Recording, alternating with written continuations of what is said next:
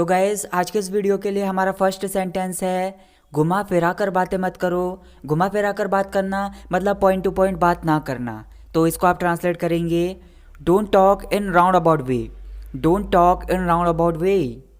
टाल मटोल करते हुए मत कहो। जैसे हम किसी बात को टालते हुए कह देते हैं तो यहाँ पर बोला जा रहा है टाल मटोल करते हुए मत कहो। तो इसको आप बोलेंगे डोंट से अवेसिवली। Don't say अवेसिवली। माफ़ करना मेरा इसका ध्यान नहीं रहा। Sorry I was not mindful of it. Sorry I was not mindful of it. अनसुना मत करो।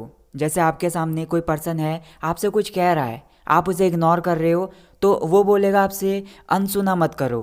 तो इसको आप इंग्लिश में बोलेंगे don't turn a deaf ear. Don't turn a deaf ear. यह साफ है कि वह मुझसे अभी भी नाराज है। It's apparent that she is still angry with me. It's apparent that she is still angry with me. तुम सच को झुठला नहीं सकते। झुठला नहीं सकते मतलब आप सच को झूठा साबित नहीं कर सकते। तो आप बोलेंगे you can't falsify the truth. You can't falsify the truth. प्यार छुपाने से नहीं छुपता है मतलब love can't be hidden by hiding it. Love can't be hidden by hiding it.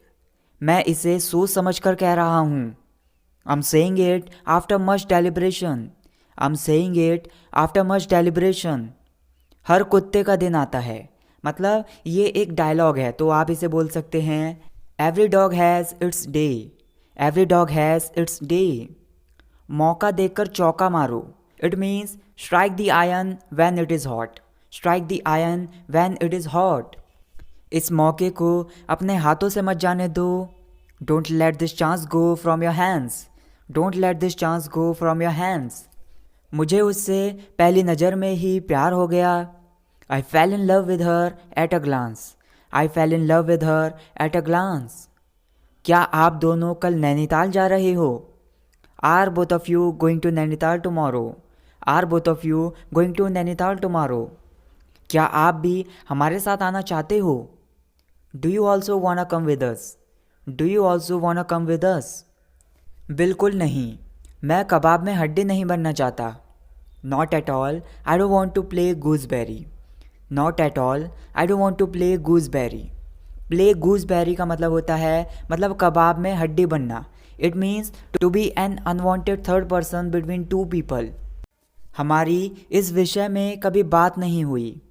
We never touched this point. We never touched this point. मैं पहले से ही तनावग्रस्त हूँ या फिर मैं पहले से ही चिंतित हूँ। I am already tensed. I am already tensed. जल्दी का काम शैतान का होता है। Haste makes waste. Haste makes waste. मैं अपने दोस्तों के साथ समय बिताने का मौका नहीं छोड़ना चाहता। I don't want to miss the chance to spend time with my friends. I don't want to miss the chance to spend time with my friends. चाहे ज़िंदगी में कैसी भी परेशानियां आ जाएं, मतलब आप किसी से बोल रहे हो चाहे ज़िंदगी में कैसी भी परेशानियां आ जाएं, तो इसको आप ट्रांसलेट करेंगे no matter what problems I face in the life. No matter what problems I face in the life. मैं कभी हार नहीं मानूंगा। I will never give up. I will never give up. मैं अपनी बहन को हमेशा खुश देखना चाहता हूँ। I always want to see my sister happy. I always want to see my sister happy. मैं अपने घर वालों का साथ कभी नहीं छोड़ूंगा। आई will never leave my families company. I will never leave my families company. हम एक दूसरे के साथ हमेशा रहेंगे। Will always be with each other. Will always be with each other. दिन में आराम करने के बाद मुझे रात में नींद नहीं आती। आई don't feel sleepy at night after taking siesta. Siesta का मतलब होता है दिन का आराम, मतलब जो दोपहर में हम आराम करते हैं उसको बोलते हैं सिएस्टा। तो इसलिए हमने इसे सेंटेंस में यूज़ किया है I don't feel sleepy at night after taking siesta. आज मेरी तबीयत थोड़ी सी ढीली लग रही है।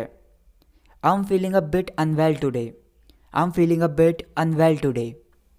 जब बच्चे खुश होते हैं तो सारा घर खिलखिला जाता है। The entire house seems lively happy when the kids are happy. The entire house seems lively happy when the kids are happy. मेरी उम्र भी तुम्हें लग जाए. May you get my age. May you get my age. मैं बहुत एहसानमंद रहूँगा अगर तुम मेरा काम कर दोगे. I'll be highly obliged if you complete my work. I'll be highly obliged if you complete my work. यह कुत्ता तुम्हारा पीछा करते हुए यहाँ तक आया. This dog came here following you. This dog came here following you. जब मैंने उसे मना किया था तो मुझे बहुत बुरा लगा. I felt very bad when I refused her. I felt very bad when I refused her. आपकी तलाशी ली जा सकती है. मतलब आप संभावना युक्त होकर आप किसी से बोल रहे हो, आपकी तलाशी ली जा सकती है. तो आप इसे ट्रांसलेट कर सकते हैं, you are liable to be searched. You are liable to be searched. इसका मतलब होता है अगर कोई पर्सन है या फिर कोई चीज़ है, अगर वो लायबल है तो उसके साथ कुछ होने की संभावना है. जैसे एक और एग्जांपल है, मेरी झपकी लेने की संभावना है. मतलब मैं बहुत ज़्यादा थका हुआ हूँ तो मेरी झपकी लेने की संभावना है. मतलब मैं पहले से ही मेंटली प्रिपेयर्ड हूँ कि मुझे कभी भी झपकी आ सकती है. तो इसके लिए आप ट्रांसलेट कर सकते हैं, I am liable to take nap. I am liable to take nap. दीवार का सहारा लेकर मत खड़े हो. Don't lean against the wall. Don't lean against the wall. मैंने जोश में आकर ये बोल दिया था. इसको आप ट्रांसलेट कर सकते हैं, I had said it in the heat of the moment. I had said it in the heat of the moment. अगर आप कुछ भी इन the heat of the moment करते हो या फिर कुछ भी कहते हो इन द हीट ऑफ मोमेंट, तो इसका मतलब ये है कि आप बिना सोचे समझे कुछ भी बोल देते हो या फिर हम कुछ भी कर देते हैं. स्पेशली हम ऐसा तब करते हैं जब हमें बहुत ज़्यादा गुस्सा आता है या फिर हम बहुत ज़्यादा एक्साइटेड होते हैं. एक और एग्जांपल है, तुमने बिना सोचे समझे ऐसा कैसे कह दिया. How did you say so in the heat of the moment. How did you say so in the heat of the moment. इस समय मैं अकेले रहना चाहता हूँ. I want to live alone at this moment. I want to live alone at this moment. बेवजह मुझे परेशान करना बंद करो.